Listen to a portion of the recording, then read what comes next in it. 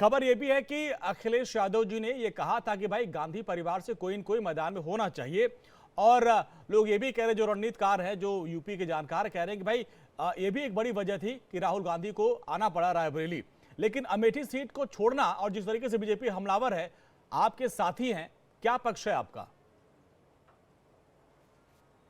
देखिए अंजनी जी, ये किसने कह दिया कि अमेठी की सीट कांग्रेस पार्टी ने छोड़ दी?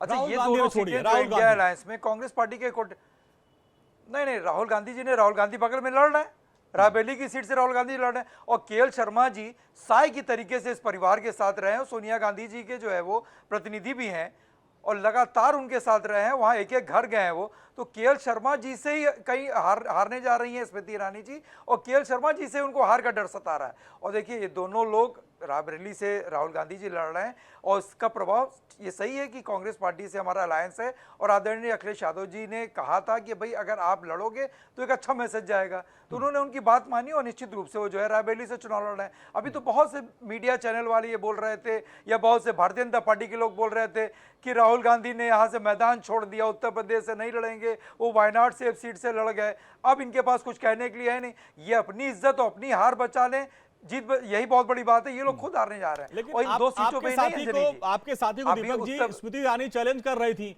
वो कह रही भाई आइए आप लड़िए, लेकिन वो नहीं लड़े वहां से। अब वो कह रही भाई आप तो बिना लड़े हार मान गए, भाग गए, आप सुरक्षित सीट अपनी मां की सीट पे चले गए। अंजनी जी, ये रायबरेली उनकी परंपरागत सीट है। हाँ। और रहा सवाल देखिए किशोरीलाल शर्मा जी का, वही बहुत सक्षम है स्मृति ईरानी जी को हराने के लिए। वही इनको हरा करके 4 जून को जब परिणाम आएगा तो आप देखिएगा किस तरीके से केएल शर्मा जी वहां पर लाखों लाख वोट से जो है स्मृति ईरानी जी को हराएंगे। क्योंकि आज की तारीख में जो चुनाव हो रहा है वो सत्ता वर्सेस जनता है। अभी अरे भाई, अगर आपने काम किया तो आप काम के आधार पर वोट मांगिए। अरे हमने प्रत्याशी दिया, इंडिया गठबंधन ने प्रत्याशी दिया, आप क्यों परेशान है?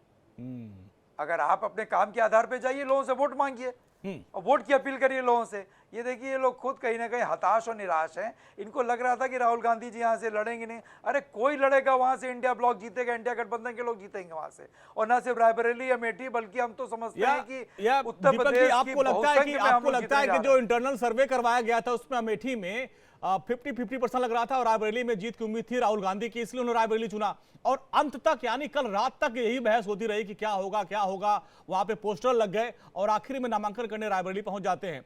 क्या आपके अलायंस को लग रहा था कमेटी में बड़ा पेच फंस जाएगा इस बार, राहुल गांधी के लड़ेंगे तो?